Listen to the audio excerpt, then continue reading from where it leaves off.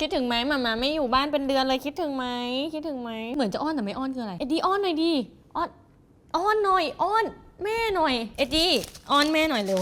อ้อนแม่หน่อยสนใจทำไมเป็นแมวอย่างนี้เนี่ยพลังแห่งเงินตราจูจ้าสวัสดีค่ะ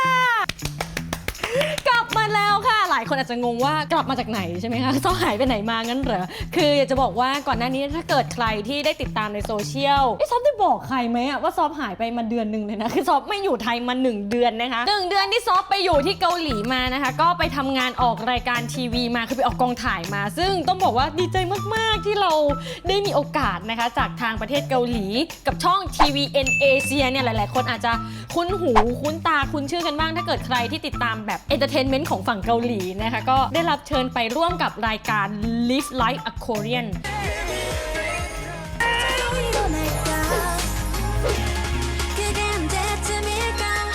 หรือก็คือลองไปใช้ชีวิตอยู่อย่างแบบคนเกาหลีค่ะ깎아주세요. 깎아주세요 비싸요. 한번 타. 비싸요 깎아주세요 셋. 맛있어요 맛있어요. 맛있어요 켄딱지 맛있어요 สวัสดีค่ะ 사와디카. ทุกคนก็ไลฟ์ด้วยนะคะทุกคนก็ไลฟ์กันหมดเลย 안녕하세요. 저희 혜연입니다. ทุกคนไลฟ์กันหมดเลย 컴데이.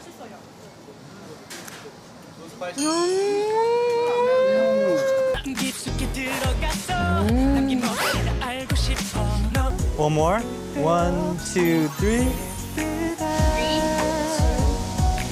คือแบบต้องบอกว่าเรารู้สึกดีใจมากๆรู้สึกเป็นเกียรติมากๆที่ได้มีโอกาสไปเป็นส่วนหนึ่งของรายการของเขานะคะก็ถ่ายทำกัน10 ตอน 10 เอพิโซดนะคะนอกจากซอฟเนี่ยก็จะมีเพื่อนๆที่เป็นแบบยูทูบเบอร์อินฟลูเอนเซอร์เป็นแบบดาราทางอินเทอร์เน็ตอีก3 ประเทศรวมซอฟเป็น4 ประเทศก็จะมีจากจีนนะคะมีจากอังกฤษ A lot of pictures too. Hi. แล้วก็มีจากอินโดนีเซียแล้วก็เราเนี่ยแหละที่เป็นคนไทยที่ไปต้องใช้ชีวิตด้วยกันอยู่1 เดือนที่นั่นรายการเนี่ยก็จะค่อนข้างมีความแบบเรียลลิตี้ไม่นิด เรียลลิตี้มากๆถามว่าแบบเรียลลิตี้ยังไงคือต้องบอกเลยว่าพอเราได้มีโอกาสไปอยู่ที่นั่น1 เดือนในการแบบออกกองถ่ายเกาหลีอะอยากจะแชร์มากๆว่าแบบเขาทำงานกันหนักมากขนาดแบบถ่ายตอนฟ้ามืดวันหนึ่งแล้วก็ไปฟ้ามืดอีก1 วันอะไรอย่างเงี้ยแล้วแบบคือเราไม่รู้ตารางเวลาเลยว่าอะไรจะเกิดขึ้นกับชีวิตเราต่อไปในระยะเวลา2 ชั่วโมงทุกคนคือเขาไม่ยอมบอกอะไรเลยจริงๆถึงแม้ว่าเราถามเขาก็ไม่บอกซึ่ง อยากให้ทุกคนได้ดูอ่ะตอนนี้เนี่ยรายการก็ได้เริ่มออนแอร์มาแล้วนะคะบางส่วนบางตอนซึ่งซอฟอยากจะชวนเพื่อนๆนะคะไปดูค่ะคือมีถ่ายเขาเรียกว่าอะไรนะมีสามารถดูย้อนหลังได้ที่ลิงก์ YouTube เดี๋ยวซอฟจะแปะลิงก์ไว้ด้านใต้นะคะตอนนี้เนี่ยออกมาน่าจะ2 ตอนแล้วน่าจะใกล้3 ตอนแล้วด้วยที่เด็ดมากและอยากให้ทุกคนไปดูมากๆเลยคือในรู้ไหมอ่ะสำหรับใครที่ติดตามรายการเขาเนี่ยเราสามารถร่วมสนุกกับกิจกรรมได้แล้วก็สำหรับผู้โชคดีเขาจะแจกทริปเที่ยวเกาหลีเอ็ดจี้เขาแจกทริปเที่ยวเกาหลีเลยนะจีอยากไปเที่ยวเกาหลีไหมลูกจีไปเที่ยวเกาหลีไหมจีเที่ยวเกาหลีไหมซึ่งในตัวรายการเนี่ยนอกจากเรากับแบบเพื่อนๆที่เป็นชาวอินเทอร์เน็ตด้วยกันก็จะมีได้เจอกับเซเลบริตี้เกาหลีหรือก็คือดาราศิลปินนักร้องเกาหลีที่จะมาเป็นเซอร์ไพรส์เกสในแต่ละตอนนะคะมีใครบ้างอยากให้ทุกคนได้ลองติดตามดูจริงๆจีมินค่ะจีมินน่ารักมาก Soft yes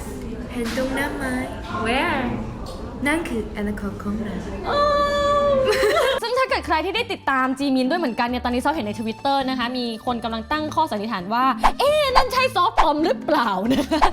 จะบอกว่าใช่ค่ะนั่นเราเองค่ะขอบคุณที่คุณหน้าคุณตาเราหรือเราจำเรากันได้ดีใจจังเลย ซึ่งในตัวรายการ Live Like a Korean เนี่ยเขาจะให้เราเนี่ยได้ลองไปเปิดมุมมองต่างๆแบบใหม่ในประเทศเกาหลีคือซอฟอ่ะเคยไปเที่ยวเกาหลีก็จริงแต่เราก็จะจบอยู่แค่แบบเมียงดงนำแดมุนฮงแดเป๊ะแล้วก็จบอยู่แค่นั้นใช่ไหมคะกับครั้งนี้เนี่ยเราได้แบบไปทำอะไรที่มากมายไก่กองมหาศาลมากกับกิจกรรมที่ซอฟไม่เคยทำอย่างเช่นไปเล่นเซิร์ฟค่ะทุกคนค่ะ Oh my god oh my god I'm afraid of water ได้ไปลองกินอาหารแปลกๆ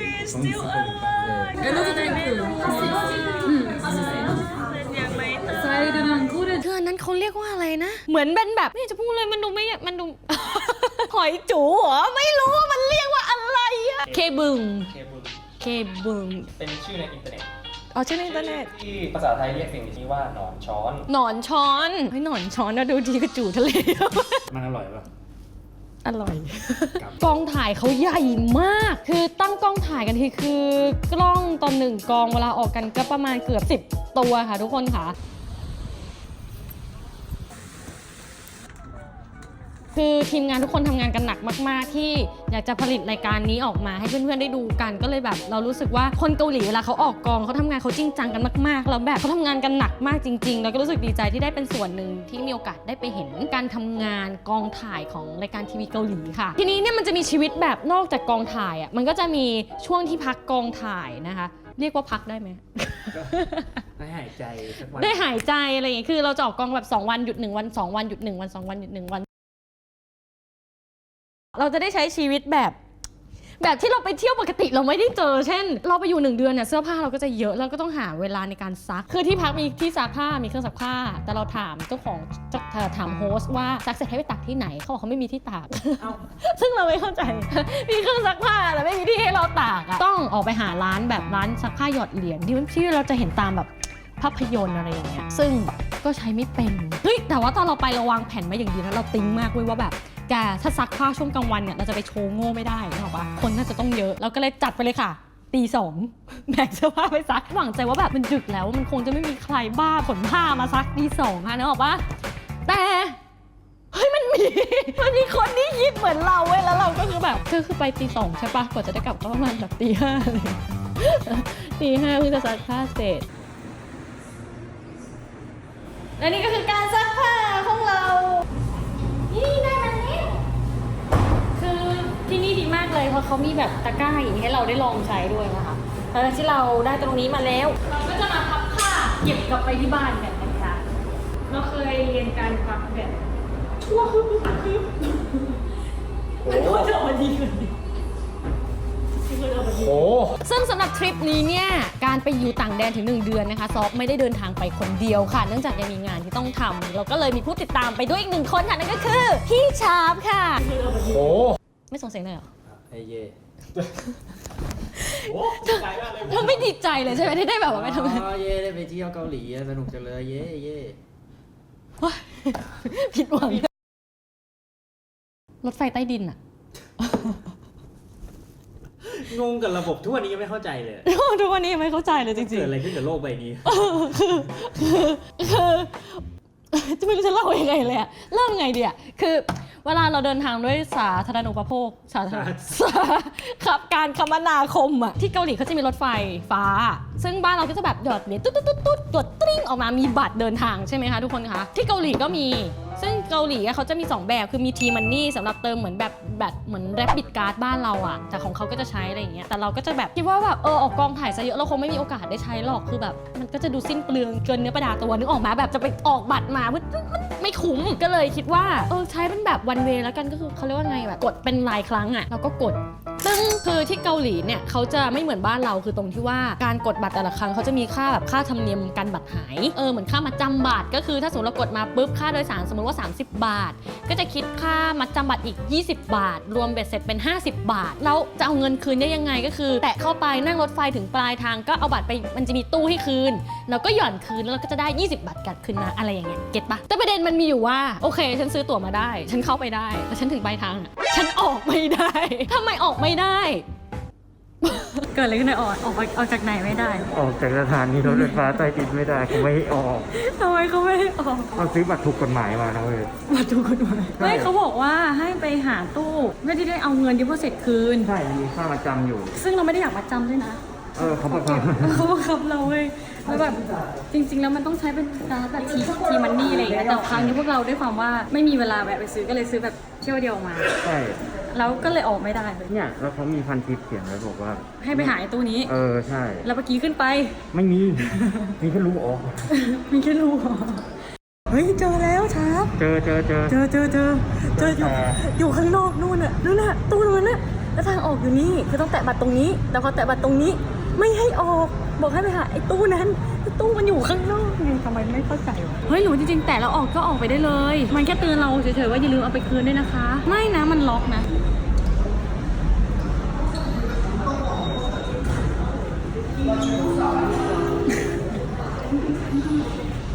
ครับ คือเพื่ออะไรเพื่อใคร คือเราไม่รู้มันเหมือนติดบั๊กหรือมันเป็นแค่เฉพาะสถานี หรือเรา นี้ โง่ นะ ก็ไม่รู้เหมือนกันคือไม่รู้เหมือนกันว่าทำไมอ่ะ ไม่รู้หาเหตุผลไม่ได้อะแล้วไม่มีในสถานีแล้วประเด็นคือเราก็ยังหวังพึ่งความเป็นคนไทยด้วยการเสิร์ชพันทิป แล้วคนในพันทิปเขาออกได้เว้ยออกได้ยังไงไม่เข้าออกมาได้แล้ว เกิดอะไรขึ้นนะเมื่อกี้ เมื่อกี้มีคุณป้าเดินมา เออ เรามองหลายรอบแล้วว่า เราเล็งกันอยู่นานมาก ใช่ คือเราเป็นคนไทยโง่ๆสองคนที่แบบทำไงดีวะแล้วเราก็หาทางสว่างด้วยสิ่งนั้นอะชาร์ปชี้นูนเอ้าฉันมาถึงที่นู้นก่อนนี่แล้วเกิดอะไรขึ้น ก็คือมีคุณป้าเดินมาแล้วเราก็ เนียน ก อ ลั อบ ก ไปเลย เนียนออกเอาจริงเราไม่ผิดนะเรางงว่าทำไมการเราแตะ ใช่ ไม่ออกอะมันควรจะออก ใช่เพราะว่า supposed to be มันเติมไว้บัตรละ500 วอนอยู่แล้ว เราคือจ่ายเงินอย่างถูกต้องนะทุกคนนะ ใช่ นี่คือ500 วอนเท่านั้นนะเฮ้ยได้ออกมาแล้ว เย้ เย่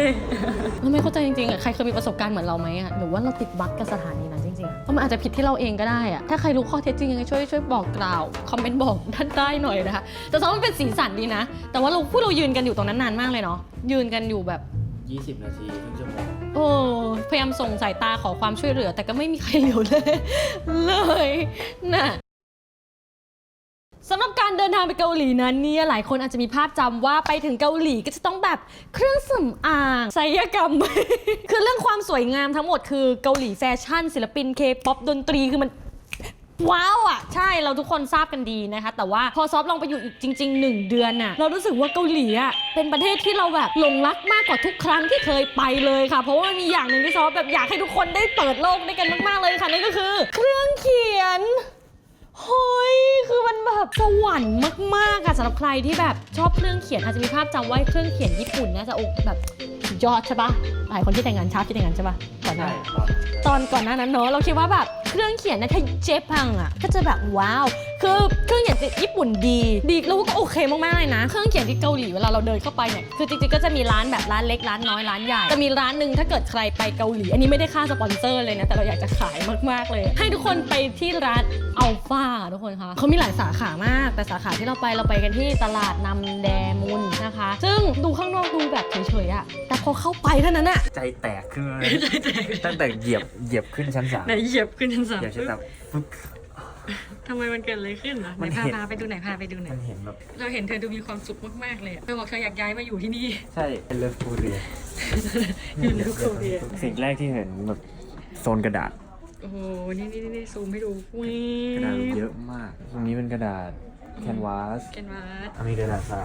ที่โคตรพ่อโคตรแม่สา โคตรพ่อโคตรแม่สาโคตรพ่อโคตรแม่สาเป็นยังไงอะ เนี่ยมันที่ไทยเราจะเห็นเท็กเจอร์แบบนี้ อืม เป็นปกติ ใช่ที่นี่ แต่อันนี้คือแบบลายเยอะมากลายเลือกเยอะมาก สีโทนเต็มหมดเต็มไปหม นี่ ด เราขอภาพกว้างนะชาโพท่าถ่ายมือค่ะ คือนี่คือใกล้กระดาษสาเนี่ยโอ้โหนี่คือฟินมากอะดูผ่านตรงนี้คือฟินมากอ่ะ ใช่สีเขาเรียงสวยมาก แล้วมันมีความพิเศษอยู่ไหนวะ นี่ มีปริ้น UV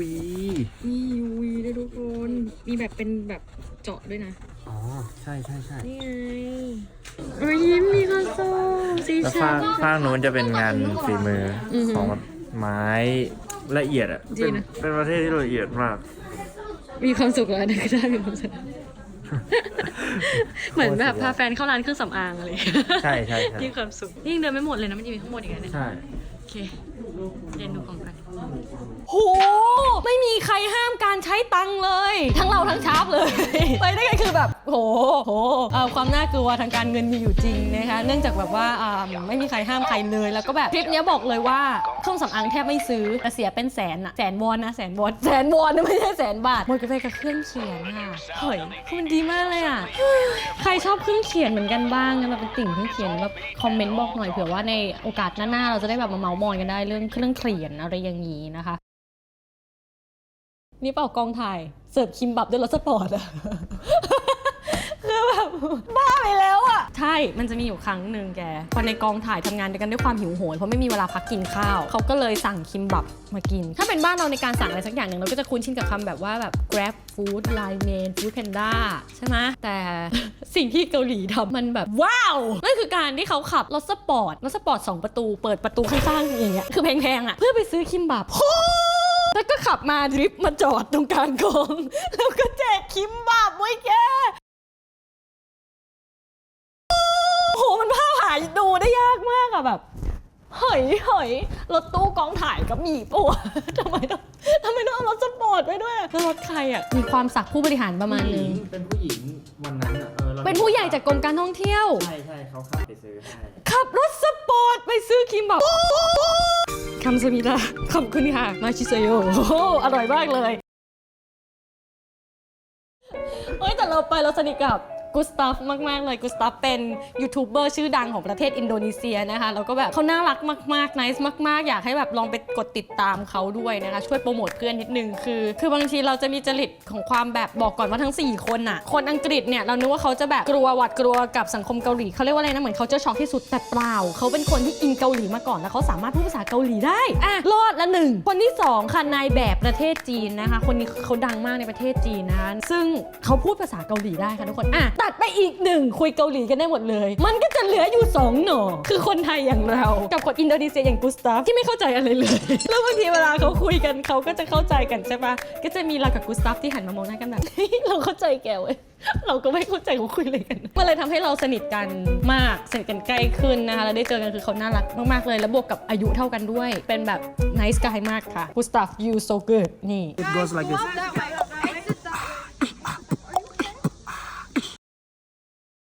โห1 เดือนที่อยู่ที่นั่นมา ความทรงจำดีๆ มันเยอะมากๆเต็มไปหมดเลยค่ะ จริงๆ ซึ่งครั้งแรกที่ซอฟได้รับบรีฟจากทางโปรดิวเซอร์นะคะว่ารายการนี้เนี่ยเขาต้องการให้คนแปลกหน้ามาอยู่รวมกันเพื่อให้กลายเป็นเพื่อนกันจริงๆ เราก็จะรู้สึกว่าแบบเฮ้ยคอนเซ็ปต์ก็ฟังดูแบบ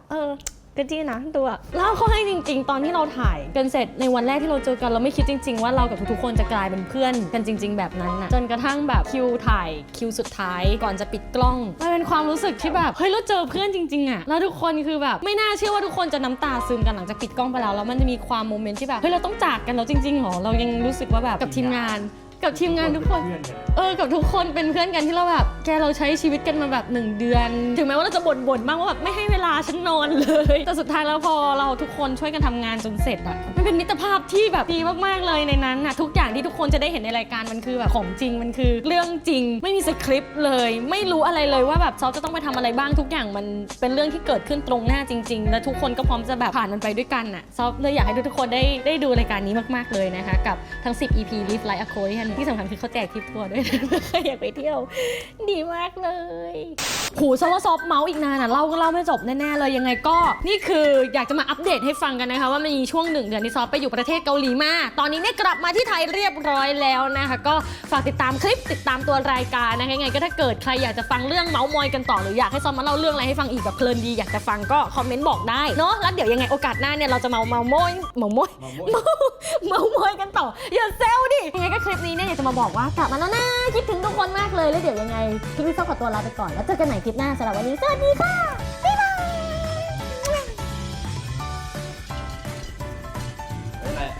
เฮ้ยโลโก้เราไงแกไม่รู้จักโลโก้เราอ่ะเฮ้ยทำอย่างนี้ได้ไงได้ข่าวว่าเป็นคนทำโลโก้ด้วยกำลังจะพูด